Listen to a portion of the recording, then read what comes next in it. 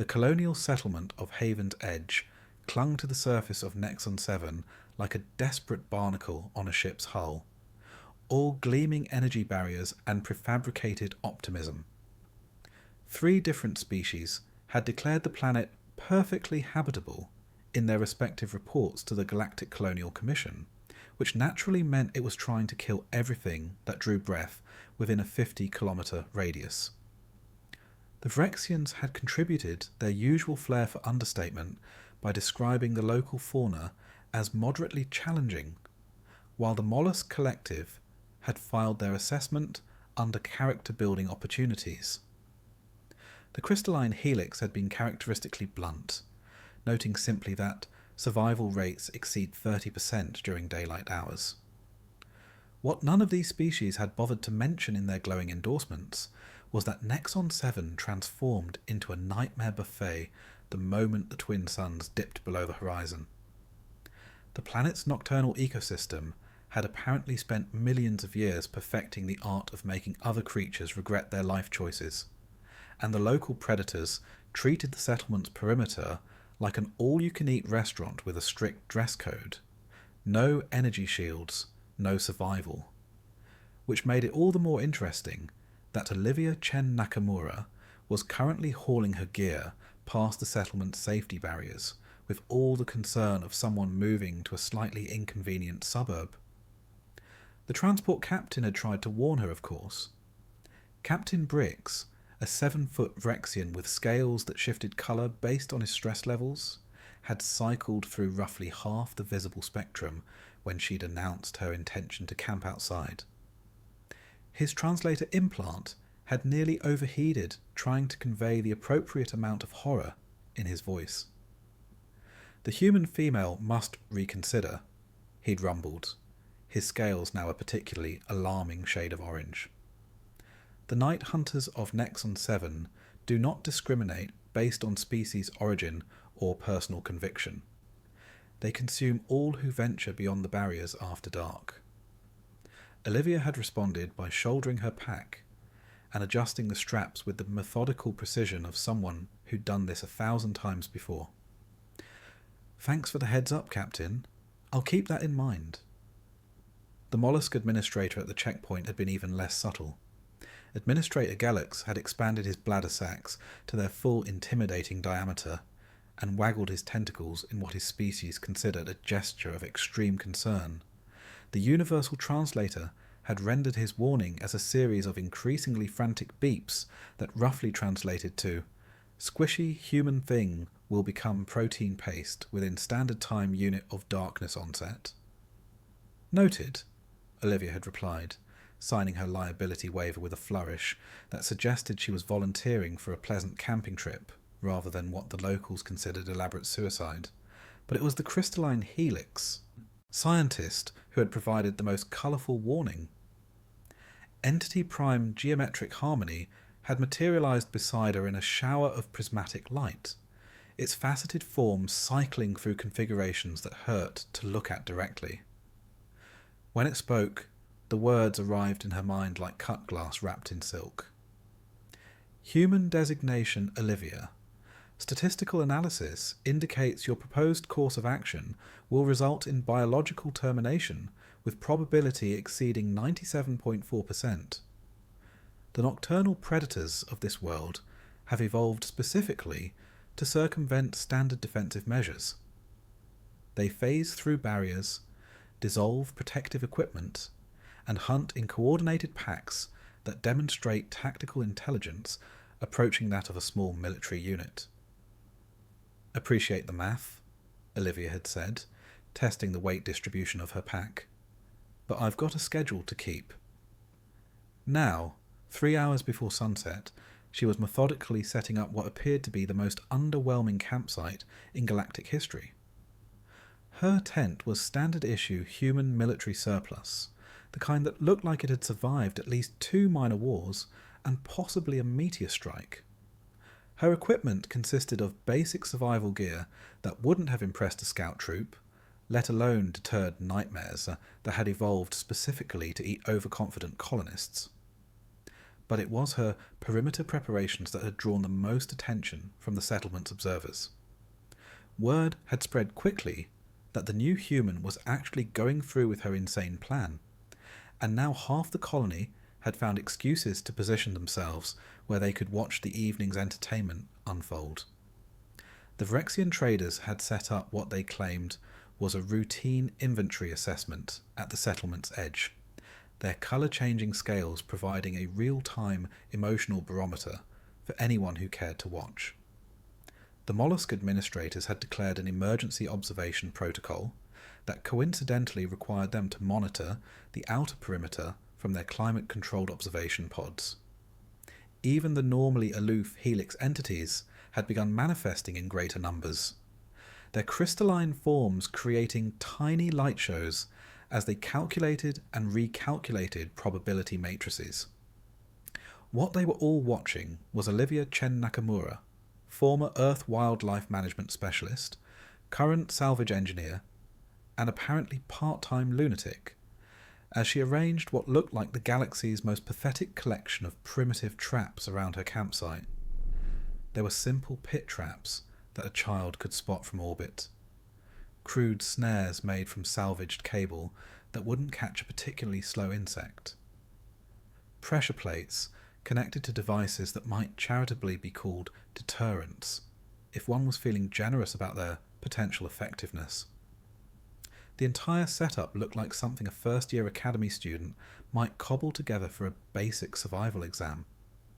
The watching aliens exchanged glances, telepathic communications, and in the case of the mollusk administrators, concerned tentacle gestures. This wasn't even going to be interesting. The human would be consumed so quickly that most of them wouldn't even get decent footage for their incident reports. Olivia finished her preparations just as the first sun began its descent toward the horizon. She dusted off her hands, surveyed her handiwork with obvious satisfaction, and then did something that made every observer's equivalent of skin crawl. She smiled. It wasn't the smile of someone who was blissfully unaware of the danger. It wasn't the grim smile of someone preparing for a heroic last stand. It was the smile of someone who knew exactly what was coming and was looking forward to it. The watching aliens suddenly realized they might not be observing a tragedy after all. They might be witnessing something far more disturbing. A human who actually knew what she was doing. The twin sons of Nexon 7 had the courtesy to provide a spectacular sunset before abandoning every living thing to whatever horrors the darkness might unleash. As the last rays of amber light faded from the sky, Haven's Edge sealed itself behind layers of energy barriers that hummed with enough power to discourage anything short of a small army. The settlement's exterior lights dimmed to avoid attracting unwanted attention, leaving only the faint glow of Olivia's campfire visible beyond the perimeter. Inside the safety of their various habitats, the alien observers had positioned themselves at windows, monitoring stations, and in the case of the more technologically advanced species, behind sensor arrays that could track a dust mite's heartbeat from 3 kilometers away. The Vrexian traders had actually started a betting pool, with odds heavily favouring complete biological termination within first hour of darkness. The mollusk administrators had prepared their incident report forms in advance, having learned from previous human casualties that paperwork was easier to complete before emotional trauma set in. The Helix entities had done something far more disturbing. They'd stopped calculating. For a species that compulsively analysed everything from quantum fluctuations to the optimal angle for tentacle positioning, their sudden silence was the equivalent of screaming. Entity Prime geometric harmony had assumed a configuration that roughly translated to watching a star collapse in slow motion, and hadn't moved in 20 minutes. At precisely 43 minutes after full darkness, the first hunter made its approach. Shadow Stalkers were the planet's most efficient killers, creatures that existed somewhere between the 3rd and 4th dimensions, and treated physical barriers like suggestions rather than obstacles. They moved like liquid darkness given malevolent purpose, flowing around obstacles and through gaps that shouldn't have been able to accommodate anything larger than atmospheric particles. The watching aliens had seen shadow stalkers phase through military-grade armour like it was made of wishful thinking. The stalker approached Olivia's campsite with the confidence of a predator that had never encountered meaningful resistance. It flowed toward her perimeter like spilled ink, ready to materialise inside her defensive line and begin the evening's entertainment. Instead, it hit something approximately 3 metres from her outermost trap, and recoiled as if it had been slapped by an invisible hand. Every sensor in the settlement registered the stalker's confusion as it circled the perimeter, probing for weaknesses that should have been abundant in such a primitive setup. Whatever it was encountering wasn't physical. Shadow stalkers could phase through solid matter at will. It was something else entirely. Something that made the creature's equivalent of skin crawl with wrongness.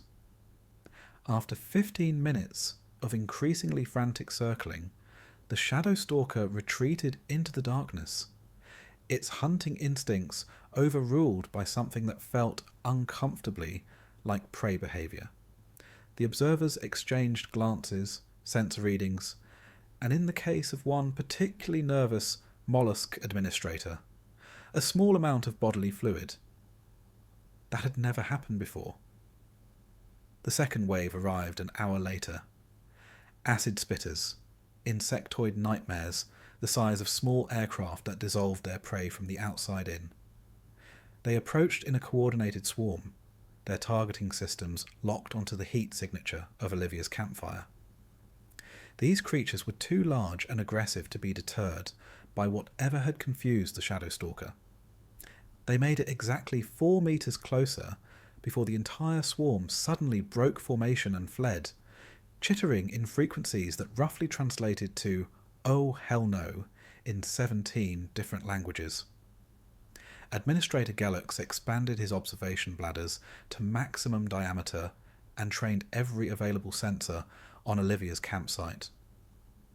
The human was visible through thermal imaging, calmly tending her fire and occasionally checking something that looked like a handheld scanner. She hadn't moved from her position, hadn't activated any weapons, and certainly hadn't done anything that should have caused a swarm of apex predators to flee like startled scavengers. The third encounter was the most disturbing yet. Phase hunters were Nexon 7's apex predators, creatures that existed partially outside normal space-time and hunted by stepping in and out of reality itself. They were intelligent, methodical, and had never been recorded retreating from anything short of a planetary bombardment. 3 of them materialized at the edge of Olivia's perimeter simultaneously, their forms flickering between dimensions as they assessed their prey. For several minutes they remained motionless, their advanced predatory intelligence apparently struggling with some unprecedented calculation. Then they did something that made every observer question their understanding of local ecology. They began to pace. Not the confident stalking of apex predators, but the nervous, agitated movement of creatures that had encountered something fundamentally wrong with their worldview.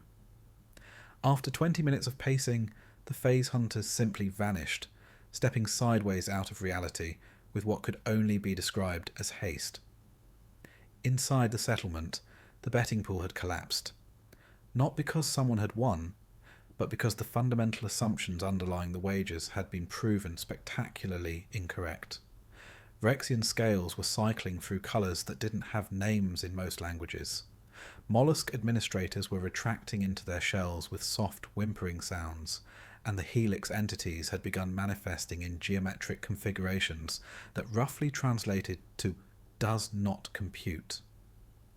Captain Brix managed to find his voice first, his scales now a shade of purple that typically indicated either deep philosophical contemplation or the early stages of a nervous breakdown.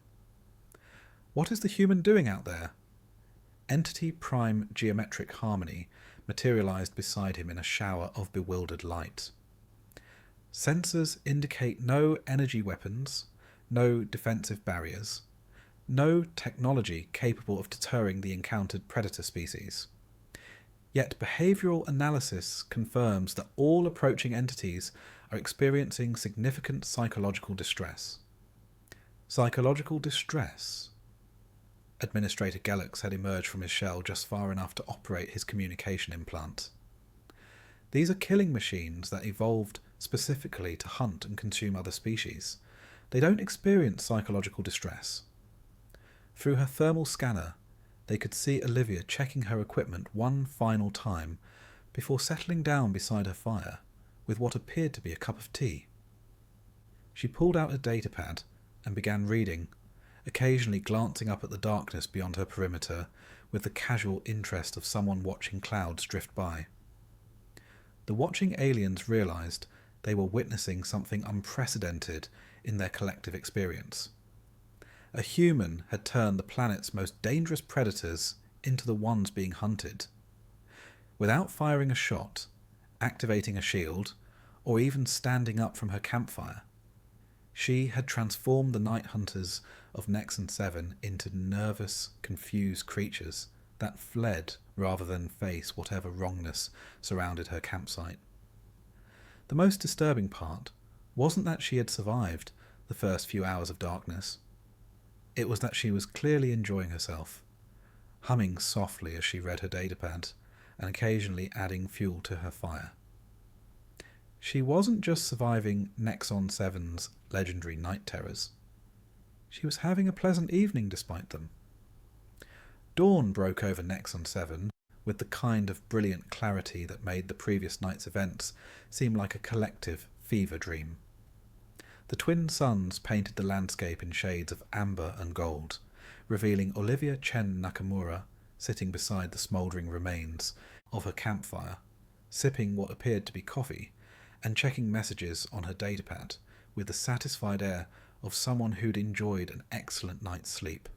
The settlement's energy barriers powered down with their usual morning hum, and within minutes a small expedition of thoroughly bewildered aliens was making its way toward her campsite. Captain Brix led the group, his scales cycling through a spectrum of colours that roughly translated to scientifically curious but existentially terrified. Behind him, Administrator Gellux moved with the cautious precision of someone who expected reality to stop making sense at any moment. Entity Prime Geometric Harmony had manifested in what could generously be called its investigative configuration, all sharp angles and prismatic surfaces designed for maximum sensor efficiency. The crystalline being was practically vibrating with the need to understand what had just happened to several million years of evolutionary theory. Human designation Olivia, the Helix entity began, its mental voice carrying undertones of barely controlled frustration, explain the mechanism by which primitive mechanical devices achieved psychological dominance over apex predatory species. Olivia looked up from her datapad with the kind of smile that suggested she'd been expecting this conversation. "Oh, you mean the traps? Sure, take a look." What followed was perhaps the most educational 20 minutes in Haven's Edge's short history. As Olivia guided them around her perimeter, explaining each seemingly crude device, the watching aliens began to understand that they had fundamentally misunderstood what they were looking at. The simple pit trap wasn't designed to catch anything. It was positioned to force shadow stalkers into a specific approach vector where they would encounter a series of hanging objects that moved in patterns mimicking the hunting behaviour of their natural predators. Creatures that existed partially outside normal space-time were apparently hardwired to avoid areas where something else might be hunting them. Shadow stalkers are ambush predators, Olivia explained, adjusting one of the dangling items with professional precision. They're evolved to be the thing that jumps out at you, not the thing that gets jumped. Put them in a situation where they can't identify the hunter, and their instincts tell them to find easier prey elsewhere. The crude snares were even more sophisticated in their psychological warfare. They weren't meant to trap the acid spitters. They were designed to create a maze of nearly invisible lines that triggered the insect's territorial behaviour. The swarm had encountered what their primitive brains interpreted as an enormous web belonging to a predator much larger than themselves. Acid spitters are social hunters, she continued, demonstrating how the lines caught and reflected light in specific patterns. But they're also prey animals to things that build webs. Show them a web pattern they can't fully analyse, and their survival instincts override their hunting behaviour every single time. But it was her solution for the phase hunters that truly impressed the gathering crowd. She'd created what she cheerfully called an uncertainty field using nothing more than mirrors, motion sensors, and a collection of items that created unpredictable sound patterns. Phase hunters rely on being able to step in and out of reality to confuse their prey, Olivia explained, activating one of the devices. But they need to be able to predict where they're going to emerge, create enough sensory uncertainty, and they can't calculate safe emergence points. They're too intelligent to risk materializing inside a solid object, so they just don't. Administrator Gellix had extended his sensor tentacles to their maximum range, scanning the trap configurations with growing amazement. The human has weaponized evolutionary psychology. She has turned millions of years of successful predatory adaptation into exploitable weaknesses. That's the thing about being an apex predator, Olivia said, packing her equipment with practiced efficiency. You get really good at one specific way of hunting, which means you develop really specific blind spots. Humans figured that out about 40,000 years ago when we started hunting things that were bigger, stronger, and faster than we were.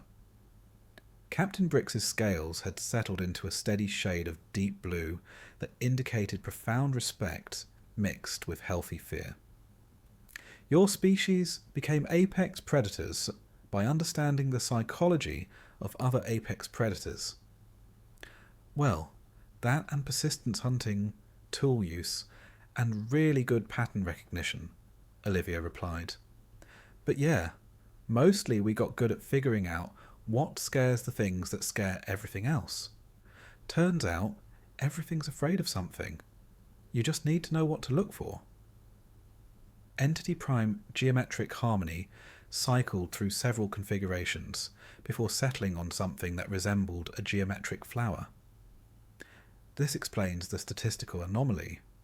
Human survival rates on predator worlds exceed projections not due to superior technology or physical capabilities, but due to advanced psychological warfare techniques. I prefer to think of it as wildlife management, Olivia said, shouldering her pack. Same principles, different scale. Now, who wants to learn how to sleep outside without becoming dinner? The silence that followed wasn't uncomfortable. It was the silence of minds being fundamentally recalibrated. The aliens of Haven's Edge had just learned that humans didn't survive dangerous worlds by being tougher than the local predators. They survived by being scarier. Word travelled through the galactic communication networks with the kind of speed typically reserved for declarations of war or news of particularly spectacular stellar phenomena. Within 72 standard hours, every colonial administration within 50 light years had received reports about the human who had tamed Nexon 7's night terrors, using what the official documentation described as primitive psychological manipulation techniques, and what the unofficial reports called terrifying human witchcraft. The Colonial Commission's response was predictably bureaucratic. They dispatched a team of xenobiologists, military strategists, and psychological warfare specialists to Haven's Edge with instructions to study, document, and if possible, replicate Olivia's methods. The team arrived aboard the research vessel methodical inquiry with enough scanning equipment to analyse the quantum structure of individual atoms, and the kind of academic enthusiasm that typically ended in either breakthrough discoveries or spectacular explosions. What they found was a settlement undergoing the kind of rapid transformation that normally required either divine intervention or really good marketing. In the 2 weeks since Olivia's first night outside the barriers, Haven's Edge had expanded its perimeter by 30%. The energy barriers that had once represented the absolute limit of safe habitation now served as backup systems for a network of psychological deterrent zones that extended well beyond the original settlement boundaries. The local alien population had embraced their new security consultant with the fervour of converts to a particularly effective religion. Rexian traders were learning to identify predator behavioural patterns with the enthusiasm of species that had suddenly discovered they didn't have to live in constant terror. Mollusk administrators had begun incorporating human-style psychological deterrents into their standard safety protocols, though they were still working out the finer points of what exactly that meant in practice.